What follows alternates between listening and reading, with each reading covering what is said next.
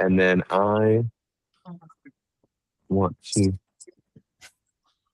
well, a lot of alerts. Hold on, I cannot hear you. Okay. We're almost on troubleshooting. That's why I wanted to get on a little early. So, all right. All right. So I need the audio from this to go to TV. So let me see. All right, Nadia, can you speak? Hello. No, it's coming through my. Okay, you want to join on video then? I can see it. Yeah, you can be here. Yeah, you can hear. All right. Okay, so I'm gonna just record another recording here because I want the audio to come through directly. This call will be recorded. Does anybody hear any echo? No. No? Okay, cool. Perfect. We don't want any echo. So thank you guys all for joining. I think there'll be more people trying to get in. I'll try to admit them as they join. But today we're going to be talking about peptides. And the goal of today's conversation around peptides is to be able to create some more awareness and just knowledge, really, because this is something that's going to be prevalent in I think the rest of the year. I think it could be prevalent for I think for the next I don't know, for the future. I know Nadia's been working with peptides for a little while now, and so yeah, we wanted to make this a nice casual conversation, but also make it really educational, and allow you guys to understand like what are these substances, and what are they not really, and then being able to make an informed decision so that as you start seeing them more, you start getting advertised to use them, you start getting people talking about using them, you're more aware of what's going on, right? That's kind of the gist of it. As far as going deeper, we're not going to dive too deep. We're going to keep this conversation a little more surface level and something more top line, right? So understanding the basics of what peptides are. And then as coaches, we're going to do follow-ups where we can kind of go into like, well, how do you coach a little bit better with somebody who might be taking peptides, especially maybe some of the weight loss ones that impact training quite a lot.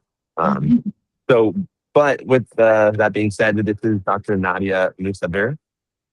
She's a doctor. She's licensed in California. She works out of Miami as well. That's primarily where she's zooming in from. Yeah, I'll let her take her from there and introduce herself. Hi, yes. So thank you for that intro. I'm Dr. Nadia. I work virtually for the most part, but I do keep my license in California, so I have a large portion of my patient base there. My husband and I have a practice here in Miami where we're doing a lot of telehealth. So it's centered around functional medicine, but also regenerative medicine. So we're doing, joint injections, scalp injections, face injections with PRP, PRF. So mostly, regenerative from your own. And then I've been working with peptide therapy as well. Yeah. And you said, how long have you been doing the working with peptides? I would say for almost like 5 years now, we've been using peptides in our practice. Very cool. And how did it start, if you don't mind me asking? Like, how did you get into peptide treatments and even this whole holistic medicine practice? Yeah. Well, holistic medicine, I've been in this space for over 10 years now. And it's always evolving. There's always new things that are coming up, right? And so that's one of the things that I kind of pride myself on is going, to the conferences, staying on top of like what are some of these new things coming out. And so there was a lot of promising research with the peptides. And so I kind of my own guinea pig a lot. So I tried these out. They were very effective and then started incorporating it into the practice. A lot of my patients also, they want the latest, the greatest, right? So they were very much receptive when it was like, oh, this is something, I don't know what it is. I want it, So that's how it became a part of the practice. Cool. Very cool. I'm glad you mentioned that kind of using it for yourself as well. Do you have any examples of peptides you've used? I know the names can be confusing for people, but we can go into them a little bit. Yeah, I quite a few. Right now, I'm not using any because like I had my baby, I'm breastfeeding, and you know that's a whole other. We don't have enough data for that Yeah. realm, right? But yeah, I've used the BPC 157. That's probably, you know, that's the most common one that people are familiar with, and that's I think the first one I used. I've used the CJC 1295 with ipamorelin, GHKCU. I've used DSIP. I've used Okay. a lot. Yeah. Yeah. Yeah. You've used them all yourself, and then you kind of do that both from a understanding it better yourself and what it's doing, Yes. and kind of what your patients are going through as well, right? Yeah. I mean, I wouldn't, anything that I wouldn't try or use myself, I wouldn't use it with my patients. If I don't believe in it, Yeah. I'm not going to use it. Yeah. Okay. No, it makes sense. I mean, I do the same thing. I mean, I think a lot of the exercises that we do with coaches is or with clients and a lot I've done myself. Not that I necessarily like some, but I definitely try to do all the exercises myself that I also give to clients. So Mhm. the yeah, when people, I guess you started about 5 years ago, when people come into your office and they're asking about peptides and all that, how is that conversation? How is that start? Like, how did they originally come into your office, and then how did that change now?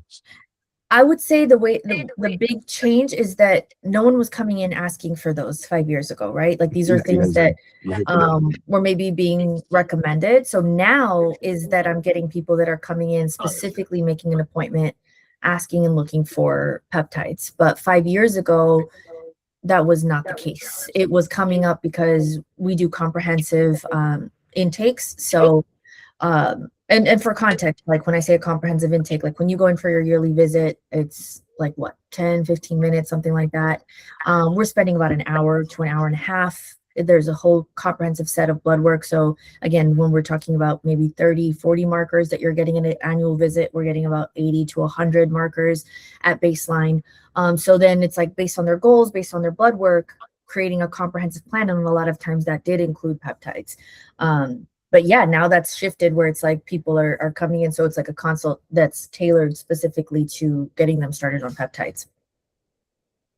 Okay, yeah. So in the past, it was really you informing them about peptides, and now they're coming in and asking Yeah, they're directly. asking exactly. Has that kind of changed, I guess, a little bit of how you prescribe it a little? Like, are you more cautious now, given that it kind of reverses the order, right? Like usually you go to your doctor to learn, they tell you what's going on and they kind of may prescribe what they think is best. Now you have people coming in, maybe they're coming in for Ozempic and you don't think they need Ozempic, right? Or you know, how does that kind Yeah, of that play can be out? tricky. I think especially with the weight loss ones, that's where it's a little bit trickier. But generally speaking, it's still, you know, it still ends up being like an educational point because it's like if they're not a good candidate, then I can go through and tell them why. Or if I think like, okay, you could do this, but you still need to do X, Y, and Z because you have all of this other stuff going on. And the minute you get off of this peptide, everything's going to come back, right? And that's not the Yeah. goal.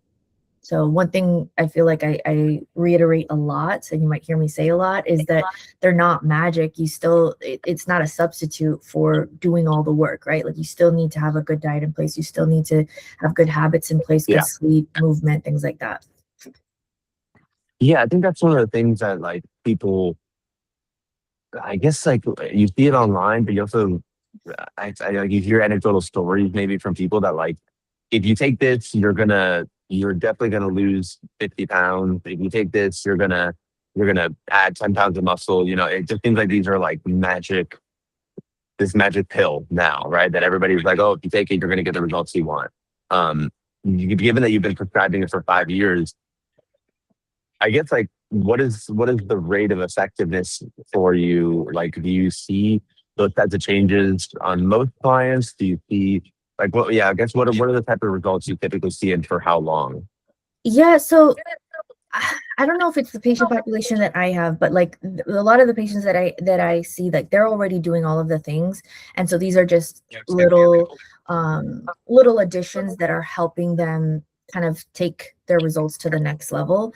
So they're not relying on these. Like a lot of the patients that I have, for the most part, especially the people who started very early on with the peptides, like they were already, you know, exercising very regularly and like already eating very well. They just, their goal is to optimize and to stay optimized and to optimize further, right? So the results have been great. I think that it's for the people that are expecting a magic bullet without having to do any change that I'm not seeing the results that I would want to see, or that we're seeing a little bit of an adverse effect.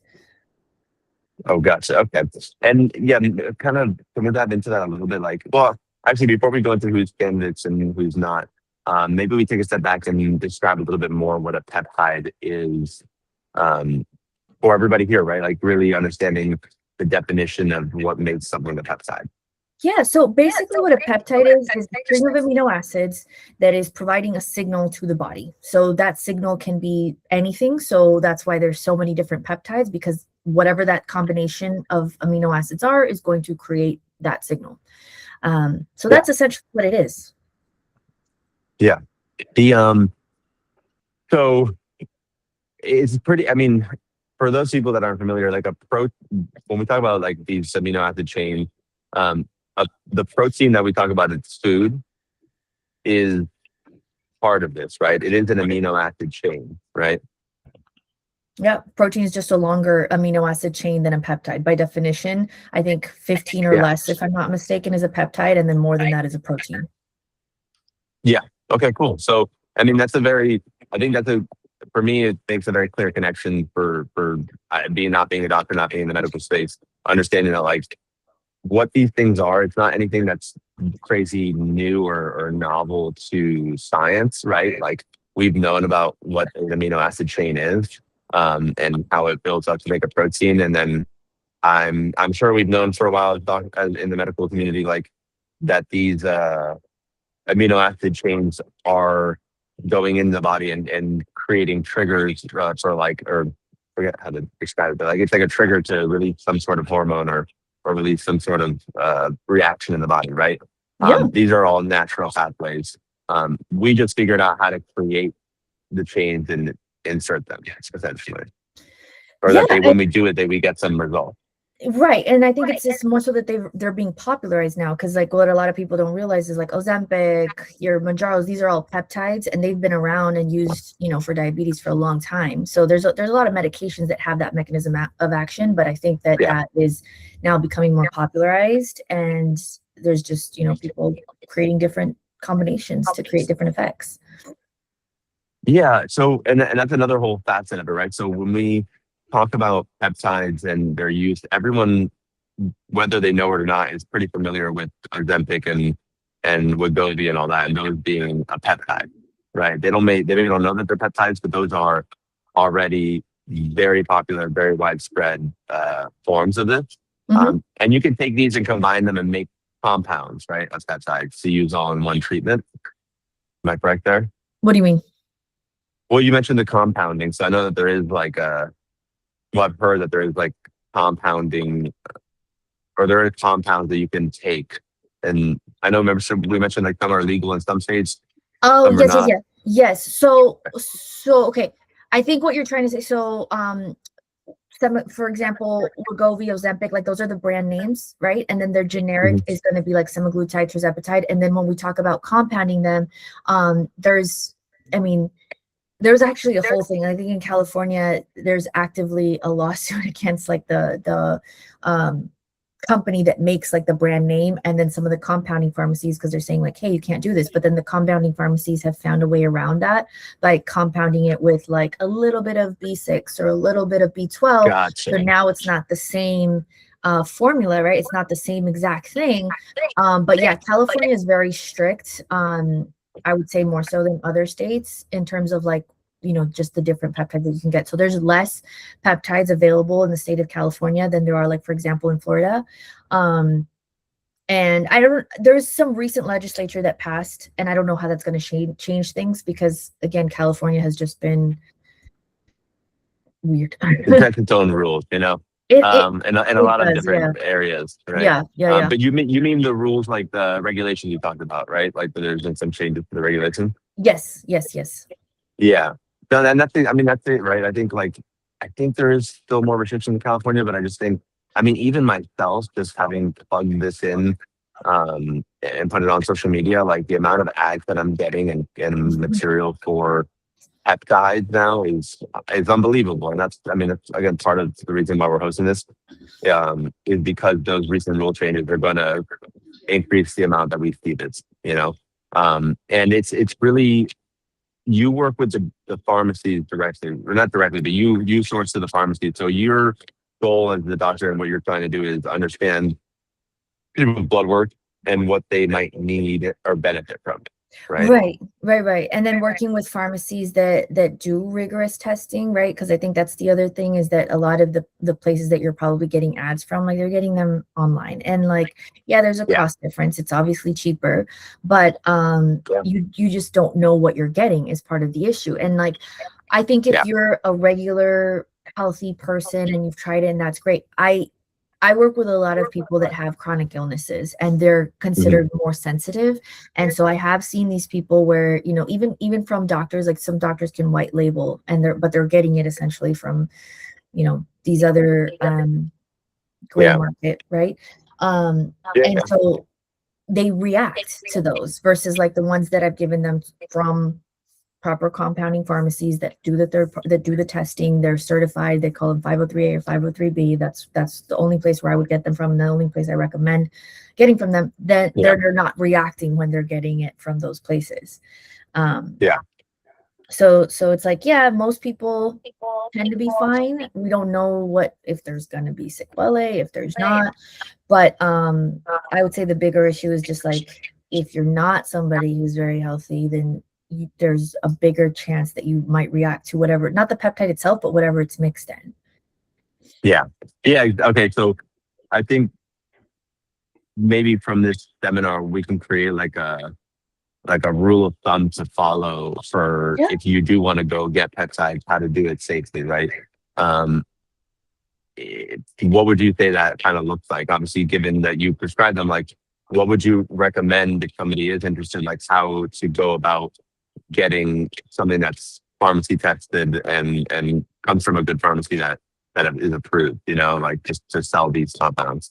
Yeah, I would say, the big thing is working with a licensed provider who's going to be able to create accounts with these pharmacies, and somebody who's had the training, right? Because it's like, even before these were popularized, like, we did certifications and like a lot of courses in learning about peptides. It's not like, okay, now that they're popular, I'm going to just look some up online and start recommending them, right? So I think also having that understanding of working with someone who's a little bit more experienced with them as of prior to, this past year.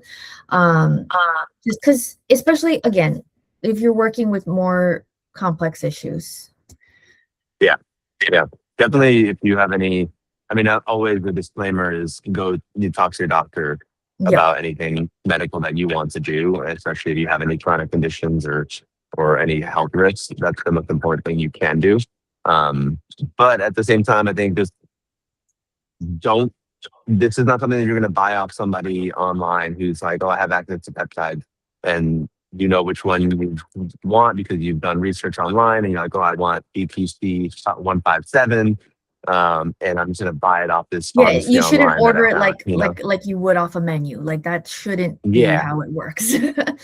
Yeah, exactly. I think the best thing is going to get with a doctor or somebody that works with you and getting a full panel, understanding what your blood work says, and are you a good candidate for certain things, right? We talked a little bit about the candidacy. Yeah. I know you mentioned a lot of it's related to insurance and what insurance will cover. But there's also, you mentioned like somebody who maybe has struggled with weight loss for a long time. It might be somebody who's ideal for like using one of these peptides as a way to finally see the weight loss. Yeah. So, so when we're talking about using the weight loss peptide specifically, there's a group of people where it's like they could benefit, right? But then they don't want to, their insurance is not covering those medications. So then their conventional doctor is like, well, then technically you don't need this. I'm not going to give you this, right?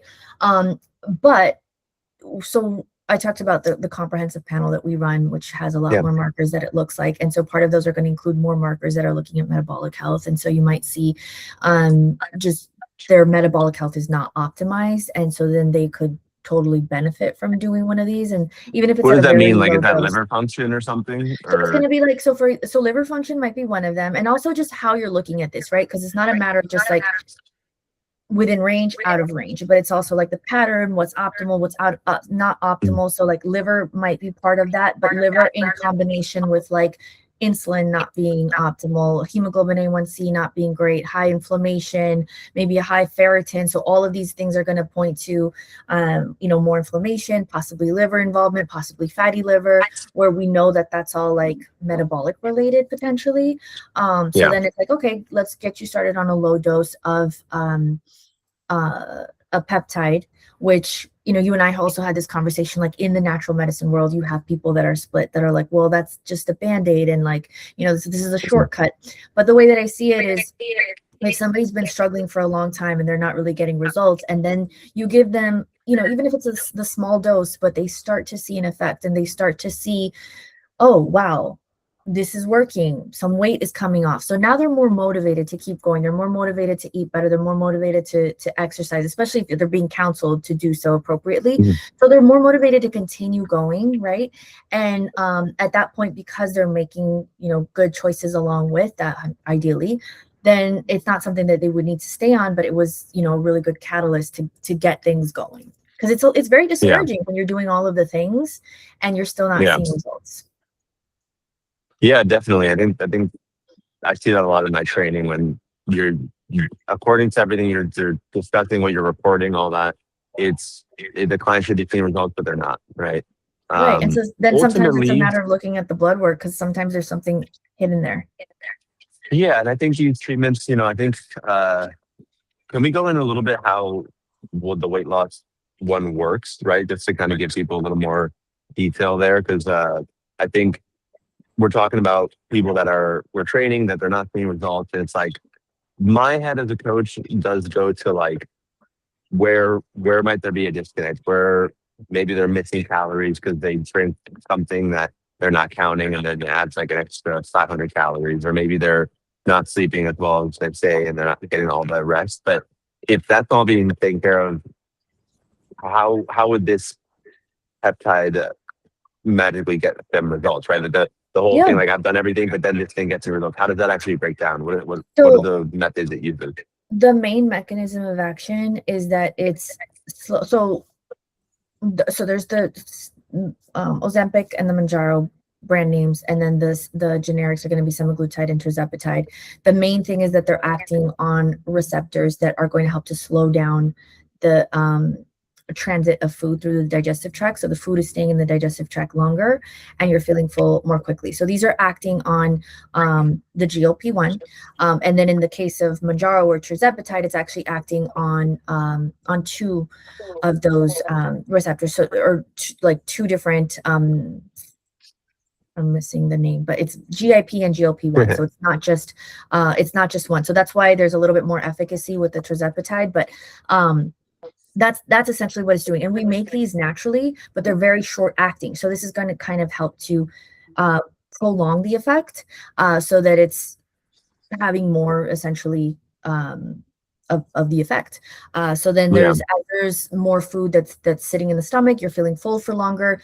And then with the tirzepatide specifically, there's also been studies that show that it impacts the brain a little bit in quieting the food noise. So both of coupled together seem to be very effective for helping jumpstart weight loss. Yeah, very cool.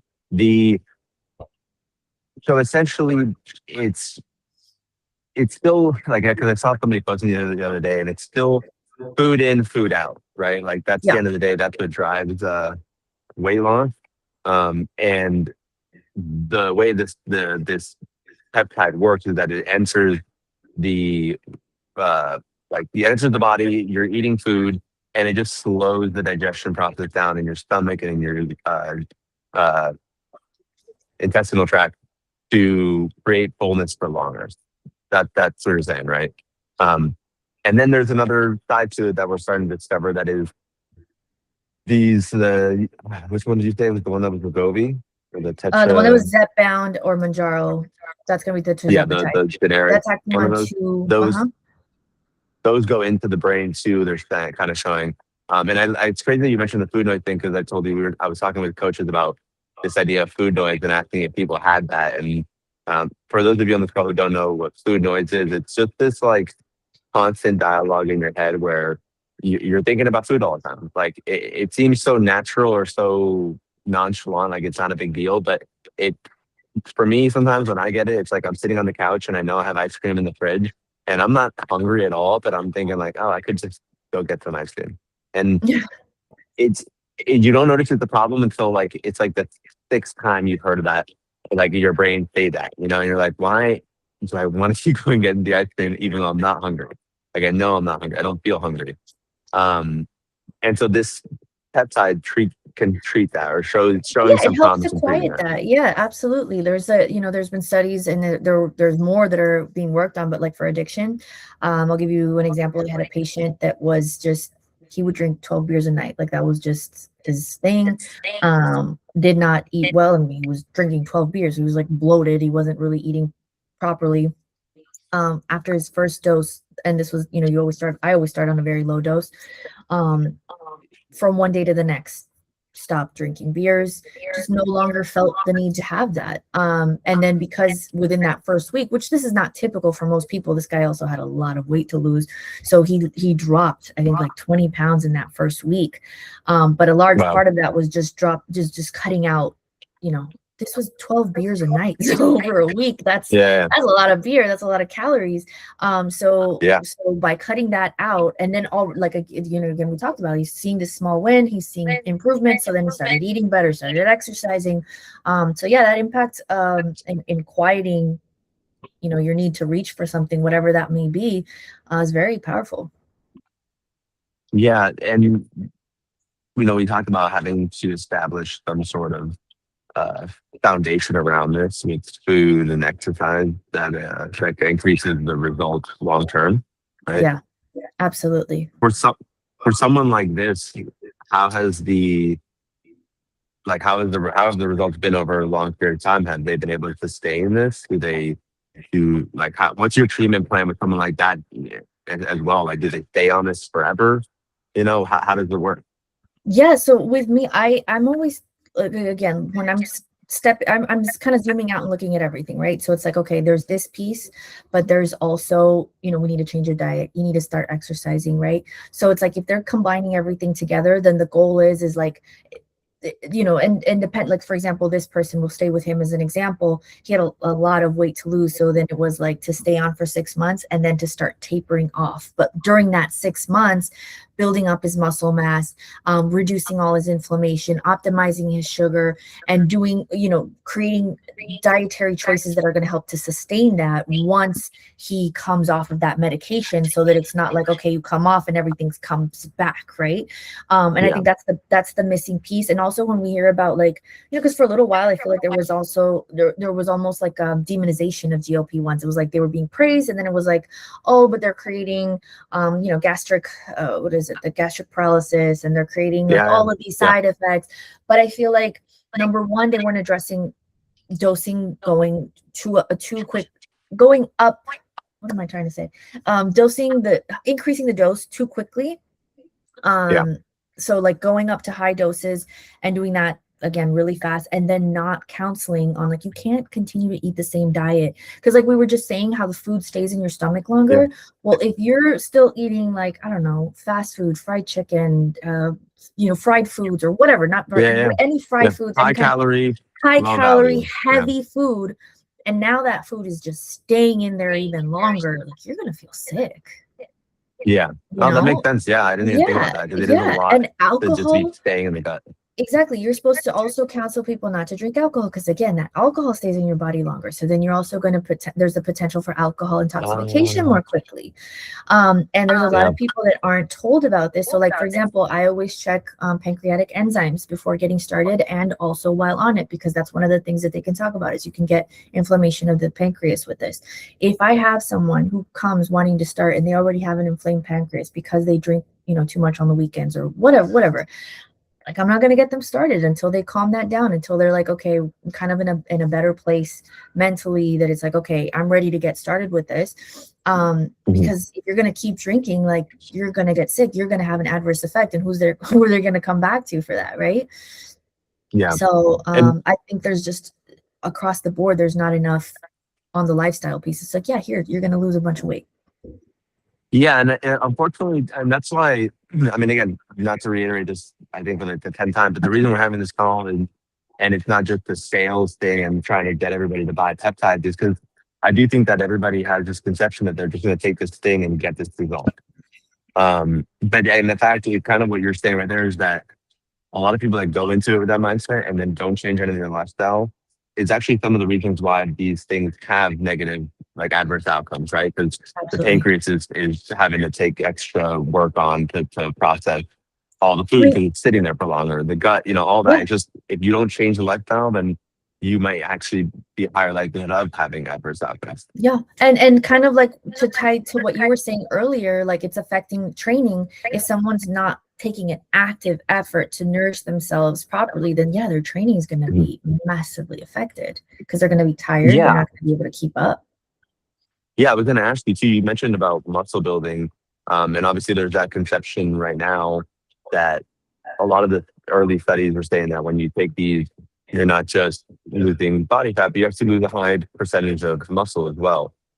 Do you, in your experience, have you seen an ability to at least maintain, if not grow, muscle while you're on these? It's a specific weight loss one. Specifically with the weight loss, I mean, no, anytime you're losing a lot of weight, you're going to lose some muscle with that. What we usually do to kind of offset that is incorporate another peptide with that, that's helping specifically with more muscle mass, with more fat loss. So it's like the body composition optimization along with a little bit of the weight loss. So those are going to be the ones that stimulate growth hormone. Okay. And is there, because I do know that they prescribe high protein diets as well when you're doing like any of these peptides. Is that effective at all, or are you still, no matter what, you'll lose muscle? It's better, but it's definitely going to be helpful, but it's not going to completely keep you from losing any muscle. Yeah. And if you were to, like, you mentioned the dosage being super important. If you were to, like, low dose and kind of ease into it, did that help? I think so. Yeah. If you're doing a low dose, I mean, the higher your dose goes and the more weight you lose, again, it's inevitable that there's going to be some muscle mass loss. Yeah, totally. You mentioned the body composition one, the HGH growth. And so I wanted to, I know I want to leave like 10 to 15 minutes for questions and wrapping up. The body composition and growing muscle mass, right?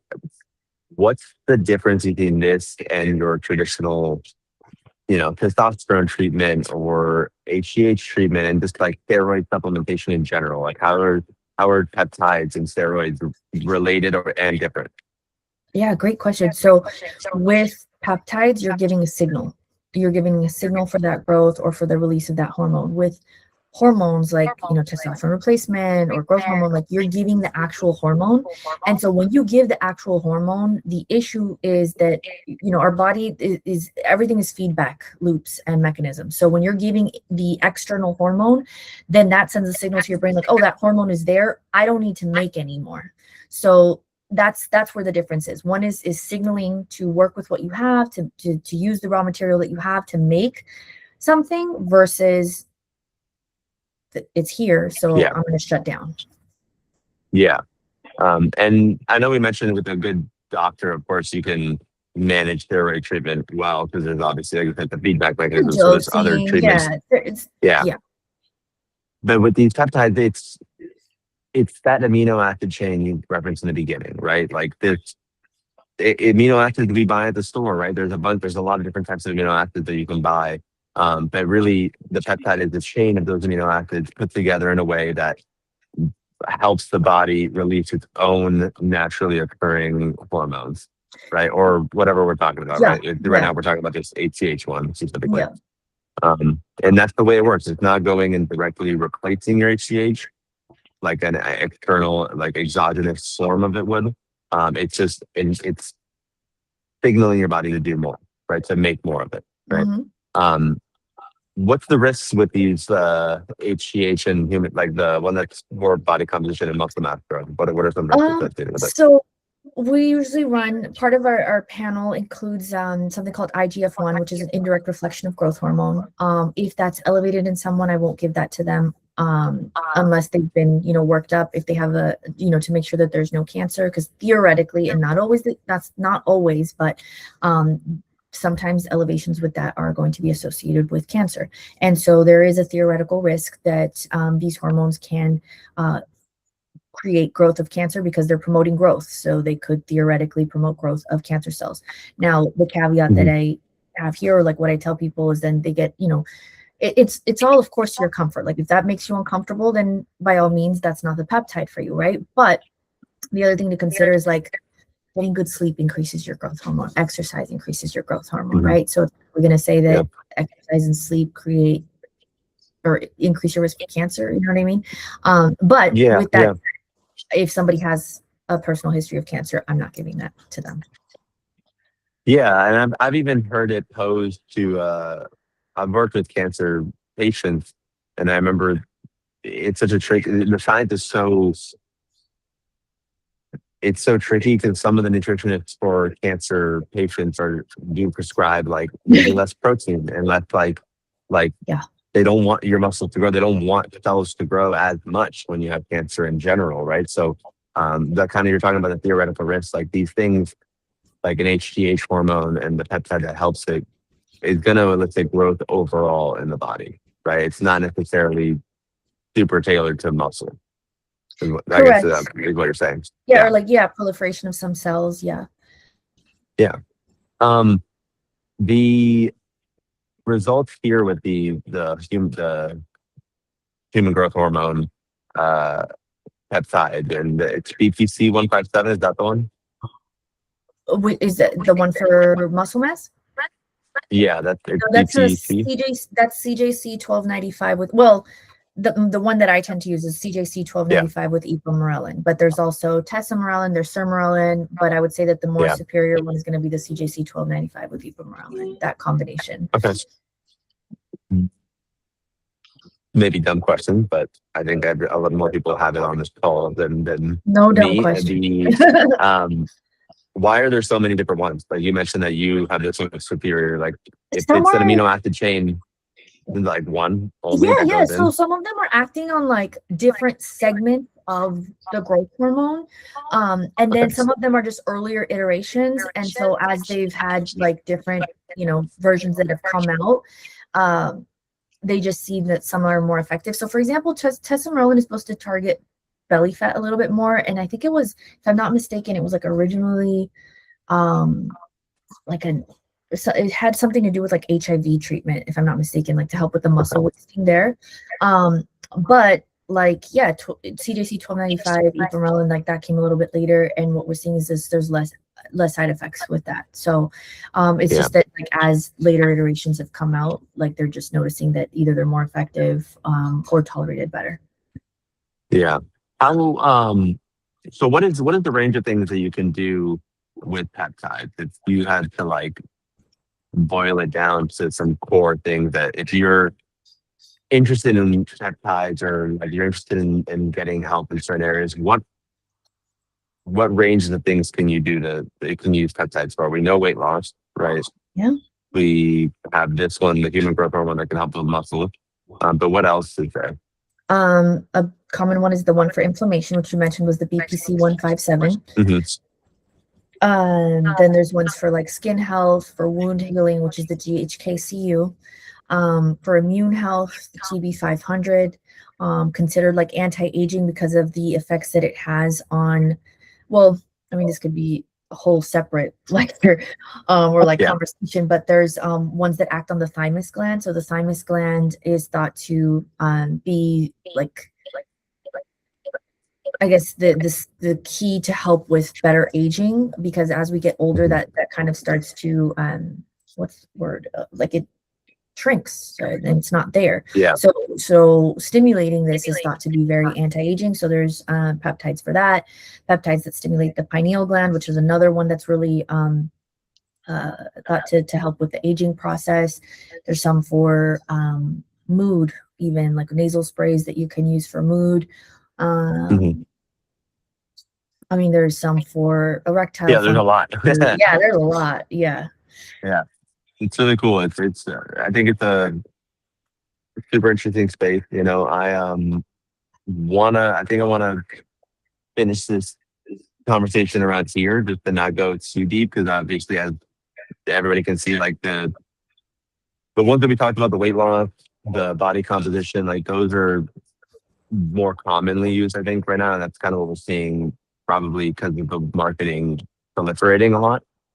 But these peptide treatments, I want to emphasize, and Nadia, I want you to also kind of maybe wrap it up with your perspective on this too. But like I see it as like a treatment method it's a complement to the training that you're doing, the lifestyle changes that you're doing, and it's meant to be able to help people with chronic conditions, but also people that are in extreme scenarios that might need a lot more help to get out of their, like, if they're, you know, severely overweight, or they're really struggling, like with the original goal of the peptides, Ozempic, with diabetes and those issues, right? It's not just this like brand new thing that everyone's using that like we don't know anything about, right? It's a very well understood treatment method right now, and we just, obviously, the widespread use we don't know enough of yet. But the doctors have been working with this for a good amount of time now, for different treatments and different goals, right? Yeah, definitely in the like in the functional medicine longevity space, like these are things that have been talked about. And yeah, I think the main thing that I want people to understand is it's not a magic bullet, right? Like you still want to keep doing all of these things, because at the end of the day it is a signal. And when you remove that signal, you don't want to feel like you were relying on strictly that to have, you know, the outcome that you wanted. Yeah. Cool. Does anybody have questions? Yeah, I'm gonna open up. There's some in-person people. Let me open up to the. Huh? Oh, my bad. I sent it out, but I was trying to run it in person and set it up a little better. And so it's kind of last minute. This is what we got in person. But let me take the questions from the people virtually, and then if anybody has questions in person, I can relay them over. So virtually, does anybody have any questions on some of the material or anything we didn't reference?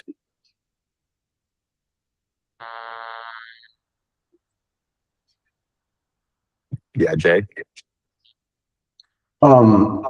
I wasn't saying anything, but it sounds like for the weight loss peptides, it sounds like if somebody were going to experiment with those, it would be better to like dial in your natural habits and make it a better effort to like improve your own choices, especially when it comes to like alcohol and food, rather than like trying to jumpstart it with a peptide.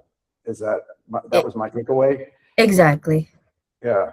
And then regarding some of the other peptides that you talked about, like anti-aging and some of those other things, like you listed off, like obviously the medicine names, which had numbers, and you're like, but what would be who would be your patient that would take those? Is that more of like a cosmetic thing, or do you deal with mostly with people who have chronic illnesses where anti-aging and those types of things would be implemented? I mean, probably both, but maybe just shed some light on that. Yeah. It's a combination, I would say. So there's definitely, I've had some people, like, for example, pre or post-op, they might use some of the ones that help with the inflammation and the wound healing. From a cosmetic standpoint, they like the wound healing and the collagen stimulation. And then also from the mood standpoint, I've had some people where these peptides have been helpful as well. Like the ones that help with, there's some that are really effective for like depression and things like that. Cool. Thank you. There was a question in here. Yeah. Juan just asked, and then Rebecca wants to go next. Okay. Juan just asked, how do you manage peptides for faster recovery and healing, like BPC 157? When do you recommend it? When you say faster recovery, like, do you mean from a workout or from like a surgery, or like what context? Hello, doctor. So yeah, I'm asking about like specifically that, like, when do you think it's like good? I'm not thinking about myself, but I don't know if someone had like a really bad injury and is an athlete and need to get faster recovery for a competition or something like that. Like, when it's okay to use it or like to recommend it? When, as soon as you get the injury, like you can inject locally into the area. So like we work with a lot of athletes. So we've had athletes, you know, that were told that they were going to be out for 6 weeks, and with the, you know, using BPC 157 appropriately and like again locally into the area, sometimes twice a day instead of once a day, they've cut their recovery down to 2 weeks and they were back into training. Awesome. And then what about like for more general population? Let's say you're not an athlete. Like, what kind of injury do you think is worth it to use it? So like even people who are just, they work out on a regular basis and so they want to just feel not as sore, like they want to feel good, they don't want to feel achy, so they're just taking a smaller dose and they're taking it on a like on a daily basis, or they kind of keep it on hand so that if they do start to feel like if there is a day that they're a little bit more sore or something like that, then they would inject it as needed. It's that effective. Like if you're having, you know, just a random pain that comes on, you inject the area, and in most cases it resolves. Okay, makes sense. And then last question, sorry. So, would you say like this one would be a kind of peptide that you can use on your own without that much like having to go somewhere? The BPC 157. So like for example, if somebody comes to me and they want to get started, the BPC 157 is one of the, I would say one of the only ones where I don't need to, like if I don't have blood work, it's not as big of a deal as long as they confirm to me that they don't have any history of cancer. Okay, makes sense. Thank you so much, Yeah. doctor. You're Appreciate welcome. your knowledge. Thank you. Dan and Rebecca. Hi, thanks for chatting with us today. So I was just curious, you mentioned with the, so let's say for the main peptides use and pancreas and concerns with, you know, reducing alcohol and things like that first, what are the like main concerns that you look out for? Like if you know, I were to be training with someone like that, you know, is there bone density or flexibility or any issues like that that you would sort of be wanting to be mindful of as an effect of these peptides? Like you as a trainer? Yes, things I that would might be say affected. it's more so like just weakness, less stamina, more fatigue. Like that's usually not so much injury unless they've been on these for a very long time and then they're not nourishing well. Like I think, and not so much what I'm personally seeing, but just like in the broader scope of what's being seen is there's a lot of people with, I would say, undiagnosed eating disorders who are then taking this as a way to fuel that. And so they're not nourishing properly. And I think, and this is again a separate conversation, but I think something that will be seen more is an increase in fractures and things like that as these populations are becoming less and less nourished. Right. Yeah. But generally speaking, you're probably just going to see more fatigue, less stamina. Right.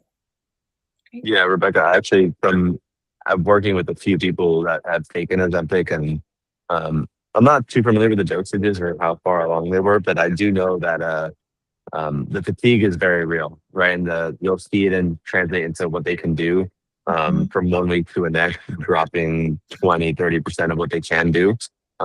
Probably because they're tired, right? You're creating a deficit by making food stay longer in the body and then them not eating as much. Yeah. I have had clients feel nausea, so maybe it's from the food being stuck in there and then having a lot more nausea and sessions than they've ever had. But that's the only things I've experienced so far, and you know, those are anecdotal, but I would say definitely eating somebody in or reducing the intensity / weight used is a great accommodation to them. But then encouraging them to make sure that they're eating enough protein and recovering well, right? Because if they are going to be fatigued and not be able to do as much, it can have compounding effects, right? So continuous use, like you're saying, over a long period of time, and you're working out hard, it's going to only continue to degrade the tissue, right? So yeah. And I think, you know, when I'm working people and it's like we're looking at like the whole overview, I might have someone who, they also have very low, I mean, these are the men, actually, no, a lot of women too, but like if they have very low testosterone, and then if you give them, and physiologic dose, I'm not talking about like the when we're thinking about steroids and those like crazy super physiologic doses, but like enough to get them to where their body would normally produce. Like if they do that in combination with a GLP-1, they usually are going to offset those effects of like fatigue and low stamina. Yeah, very cool. Any other questions, Eugene?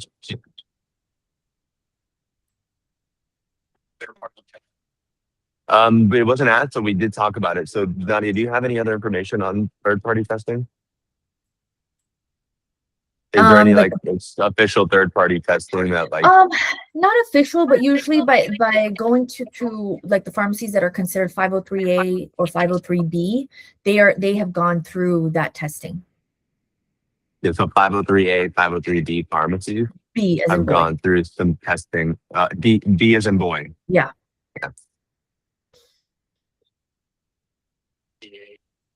Those would be FDA approved pharmacies.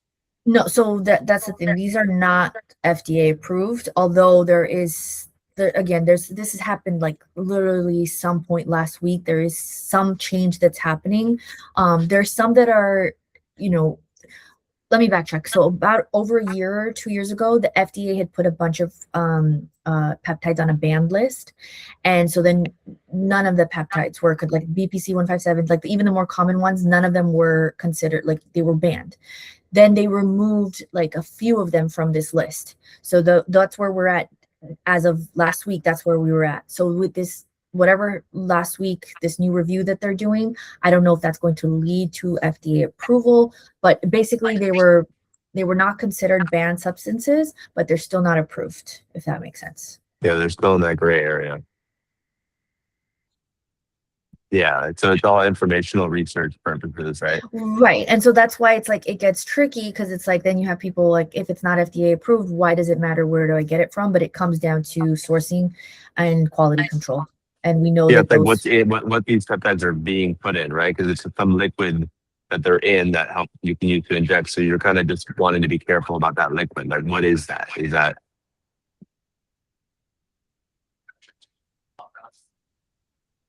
Is it do you know about if they're sourced in China and then they're compounded here? Or how that works? I think it depends pharmacy to pharmacy. And so I'm not too sure. I'm actually hoping to take a tour of one of the pharmacies that I use most in Texas next month. And hopefully maybe at that point I can give you more answers or clarity there. Yeah. Yeah, it'd be cool. We can do a follow-up to this and kind of talk a little bit more about this. I'll let you know. Yeah. Any other interesting stuff? Cool. Awesome. Well, thanks everybody for joining. Thanks, Dr. Nadia, for your time. I think somebody said they had a question. Yeah. No, I think they were in person. They're good. Online. Oh, yeah.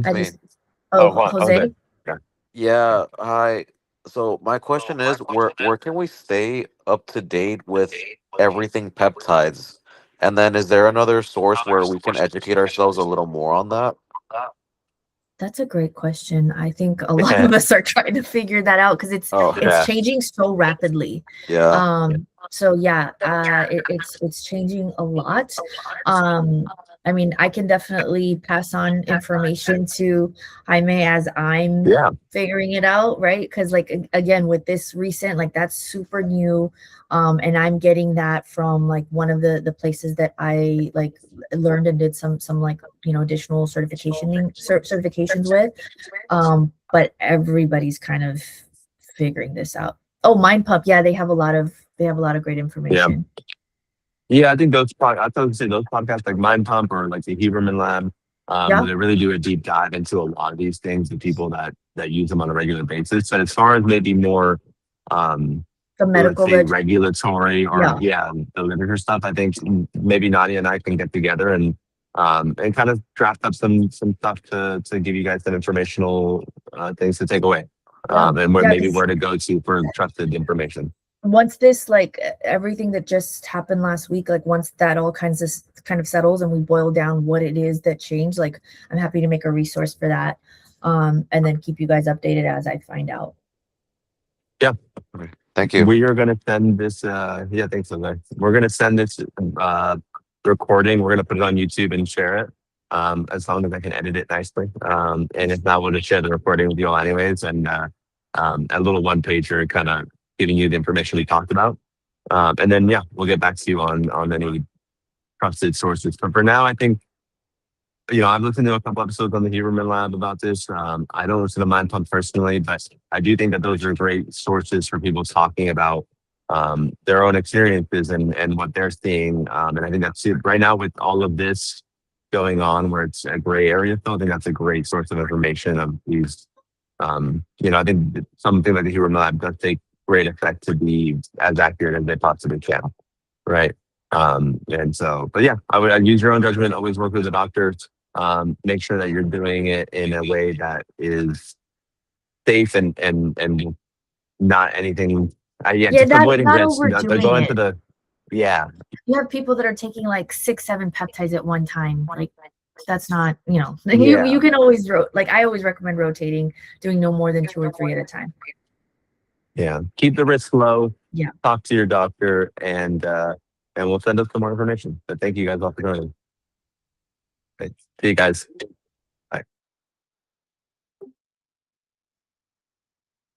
Thank you guys for joining in person. I wish I was trying to